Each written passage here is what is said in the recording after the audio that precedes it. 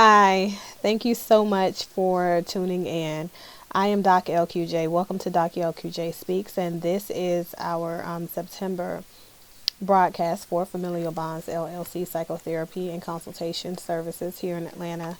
I am a psychotherapist in the Atlanta area, and I advocate for several issues, especially mental health and wellness amongst disenfranchised populations.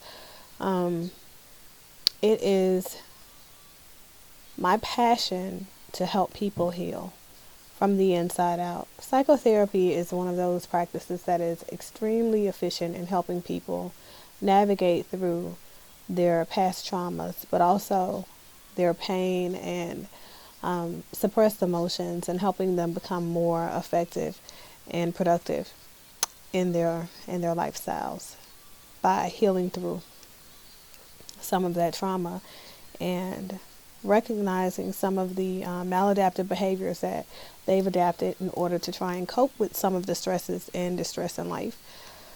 Uh, for the topic of this month, it's a very, very close and sensitive topic. The National Association on Mental Illnesses, NAMI, is an organization that is committed to removing the stigma around mental health services and wellness. Oftentimes, if you guys have watched previous videos that I have released, I talk about removing the stigma and becoming, okay with the idea of sitting with someone and discussing your emotions. And not only that, with sitting with your emotions and really getting to the core of what you're feeling and why. Some of the things that you tend to do and why.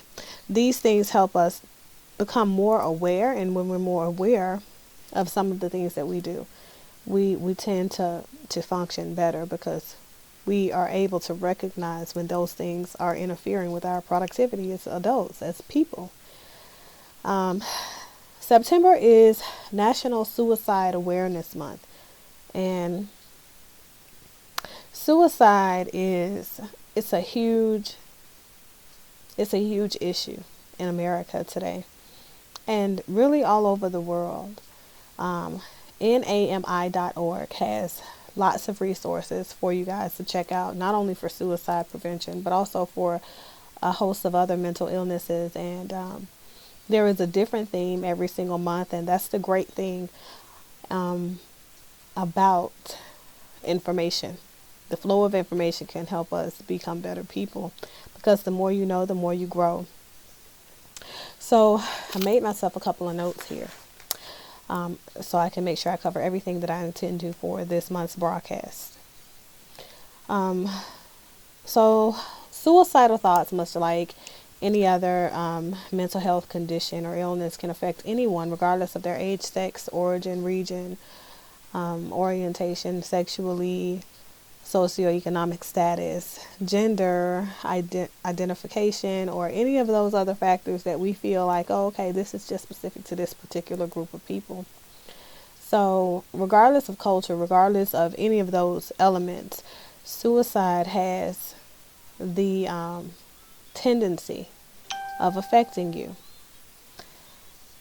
The CDC estimates that more than 41,000 individuals die by way of suicide each year. This number is increasing, but this number contributes to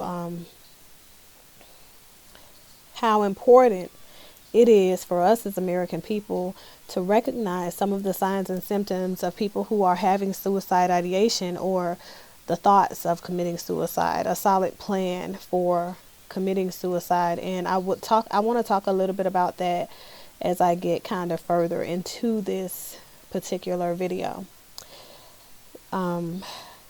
Suicide is the 10th leading cause of death amongst adults in the U.S.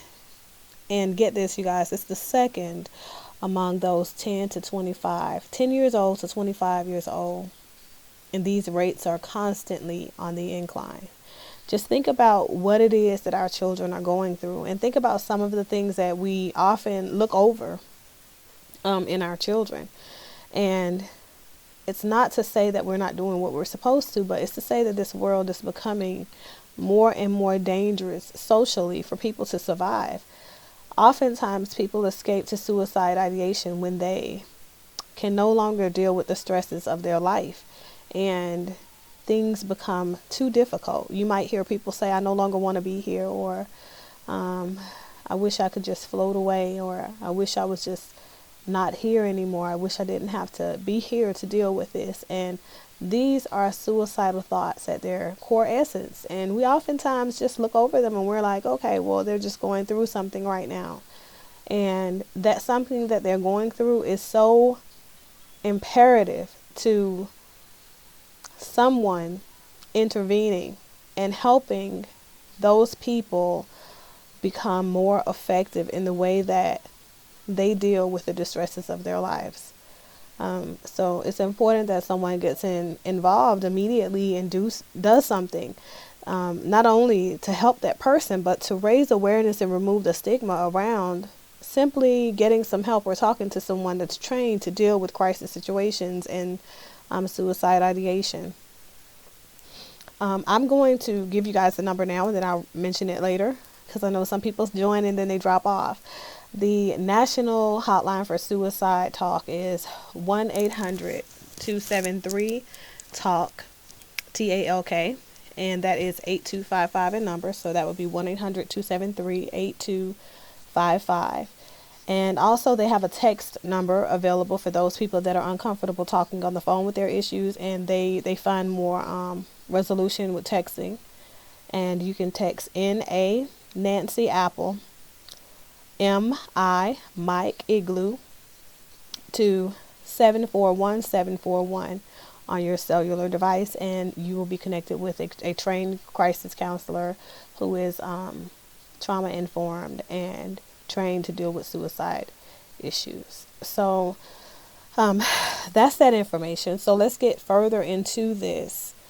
Let's talk about some of the reasons that we see young people committing suicide.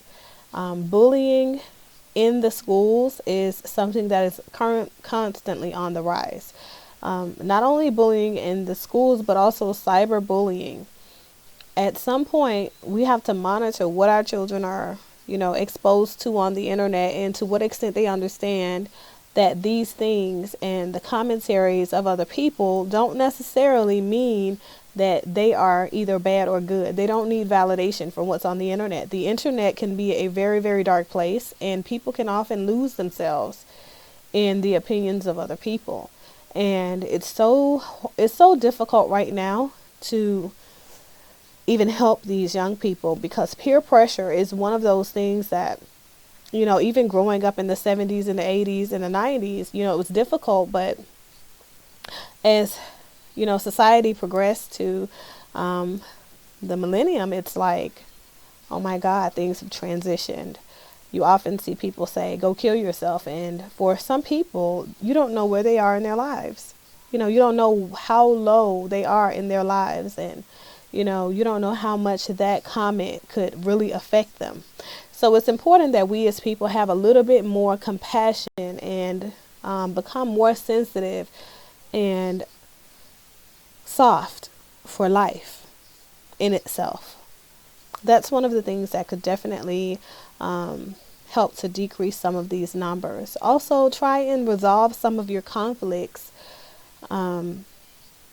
by just talking them out, having mediation of sorts, with a neutral party, not necessarily professional mediation, but, just having a conversation with a neutral party there and demonstrating that, modeling behavior for your children to see. And then maybe this will become something that they understand is the way we negotiate effectively to resolve our issues with other people when issues come about. Conflict resolution often goes very wrong. People often say very hurtful things, and these things aren't always a reflection of what we are really feeling. It's more of a projection of, us trying to constantly and further bury some of our core and actual emotions, because we, are stigmatized and we feel like we shouldn't be feeling anymore. So that's that piece.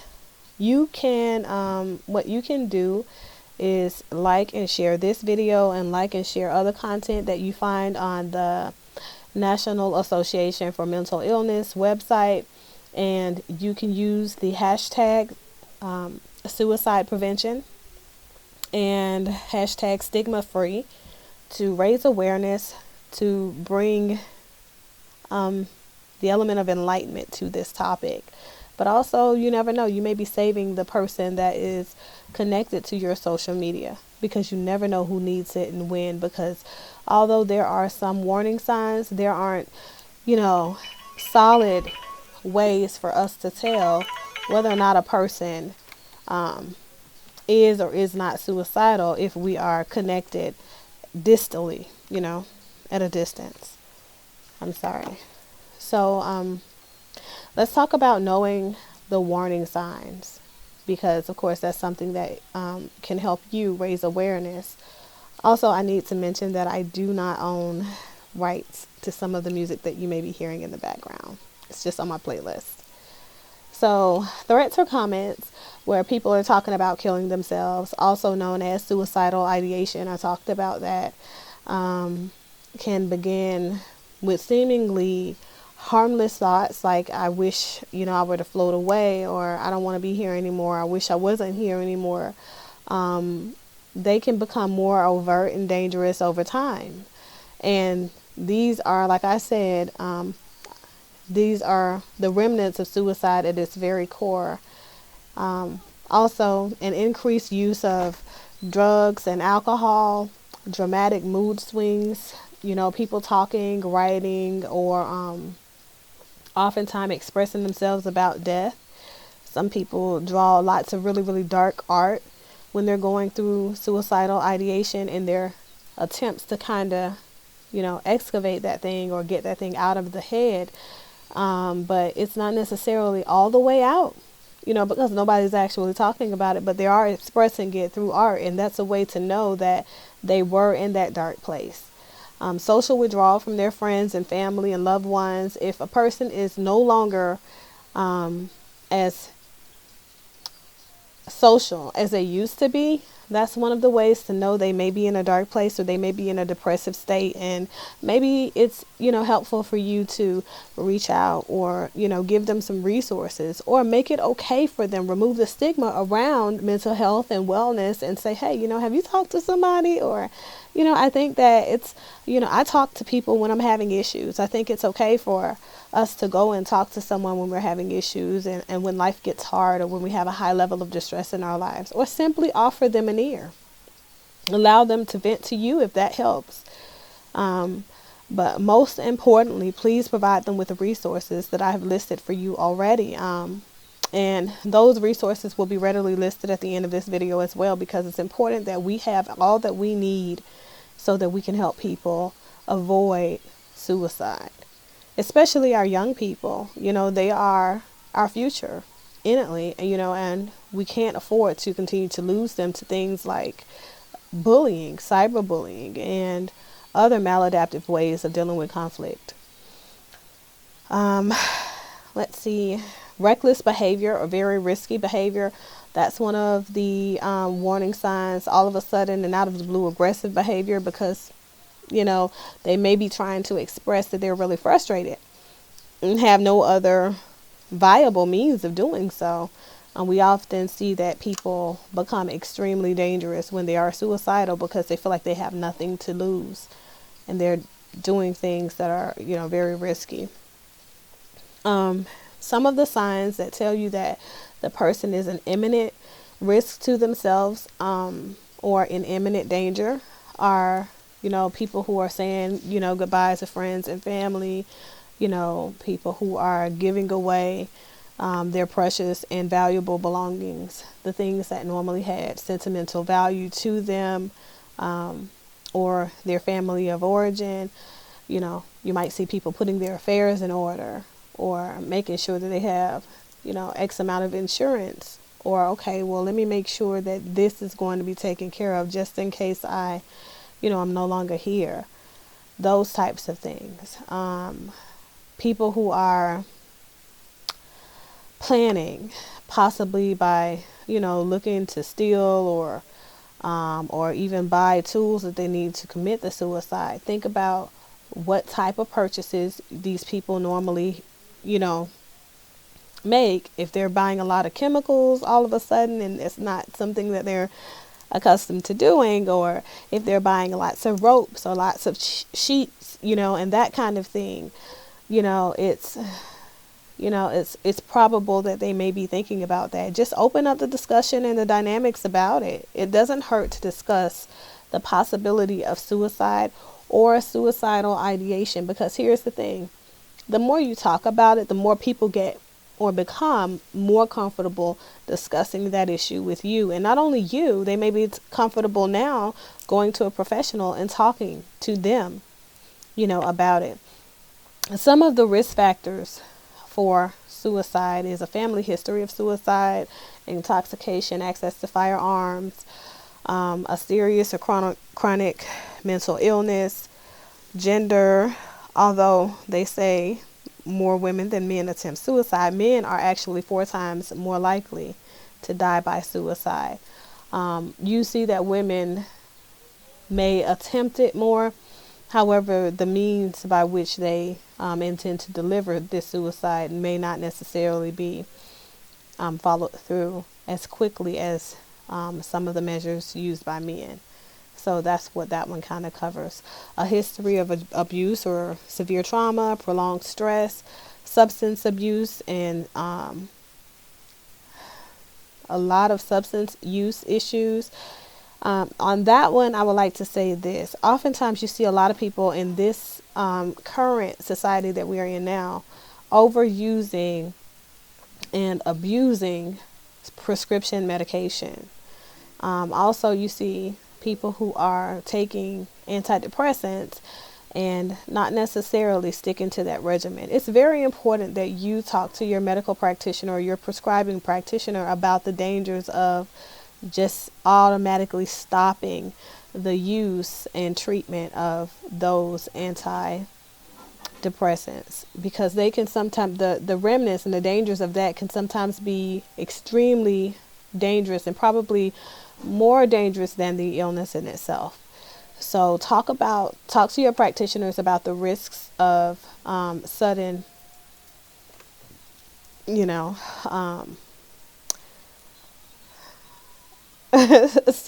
suddenly stopping the use of your antidepressants. Also, prolonged stress, isolation. Also, people under 24 or above age 65 are at a higher risk of suicide, because they are at a more distressed state for the most part, easier than other people. And this may make dealing with some of the issues of distress and stress in their lives a little bit more difficult, which increases the risk of suicide in that particular age group. People under 24, like I said, are much more prone to cyberbullying and the effects of bullying, even in the social setting, and peer pressures, and succumbing to some of those pressures without the adequate support system. People who have had a recent loss or tragedy in their life, and those people who are highly agitated often and sleep deprived are also a higher risk for suicide. So with that information that I've given you guys today, please, please, please do your part, pay it forward, and help someone who may be on the brink of suicide. Raise awareness. Initiate this conversation in your workplace, and initiate this conversation in your homes. Initiate this conversation at a family reunion. Initiate this conversation wherever it is that you go, because at the end of the day, you never know who it is that is in that crowd of people or within the reach or the proximity of your voice, who may need that information. It's really important that we impress upon all the people one at a time, whoever we can touch, each one reach one, so that we are able to improve the level of their comfort with going to a mental health practitioner or a psychotherapist or any of those psychologically based clinicians who are trauma informed and trained to help them with suicide ideation and other mental health issues. It's really important that we take care of our mental health just like we take care of our physical health, and don't make it like something that we just have to be pushed to the edge in order to seek services of a mental health provider. I posted a video on my LinkedIn yesterday that was very near and dear to me. Mary J. Blige, the singer, songstress, and one of my favorite artists of R&B. She was going, she's of course going through the process of divorce and recovery right now. And during this particular interview that I saw on YouTube, hosted by Power 105, it was very difficult for me to even watch it as a mental health practitioner, because it showed the level of pain that she was going through, and that in itself was a lot to sit with. It's very difficult to see people going through issues, and they're not even aware of the resources. I believe one of the interviewers asked her, has she talked to someone? Has she talked to a therapist or a counselor? And she mentioned that she had thought about it, but, it wasn't something that she had pursued. And in another area of her interview where they talked about suicide, she had talked about being on the brink of suicide several times. And she mentioned that no one but God could get you out of that place. And all that she used for, to help her, to bring her out of that place was prayer. I'm not saying that there is anything wrong with using the power of prayer to help you come down off of or relieve some of your symptoms. But please, please, please understand the vital element here when it comes to talking to someone and getting some of that stuff out, and not necessarily sitting with it. And I just don't want people to feel like they should be putting their issues in a box, in the back of their psyche, and saying, okay, well, I prayed about it, so it's supposed to get better on its own. I'm a very spiritual woman, yes, and I believe that we have resources here for a reason. We have resources and people who can help us navigate this journey of life and understanding for a reason. So utilize your resources, okay? Utilize your resources. Yes, you also can, exercise the power of prayer and hope, but utilize your resources as well, because you also have to do your part. So that's pretty much all I've got. Please, please, please take this video and share it with someone who needs it, which is pretty much everybody. Please help me raise awareness for mental health and wellness, and also for this month's theme, which is suicide prevention and awareness. Please help me to help us as people heal from the inside out. Each one reach one. So that's pretty much all I've got. I've kept this video under 30 minutes. As my monthly broadcasts normally are. Please like me and follow me on YouTube. Subscribe to my YouTube channel and my Facebook. You can find me anywhere using the hashtag DocLQJSpeaks. When you do share this video, it is important that you hashtag suicide prevention and stigma free, because those two will help the content of this video become a part of the movement for the National Alliance of Mental Illness and their movement for this month. Thank you so much. I love you guys.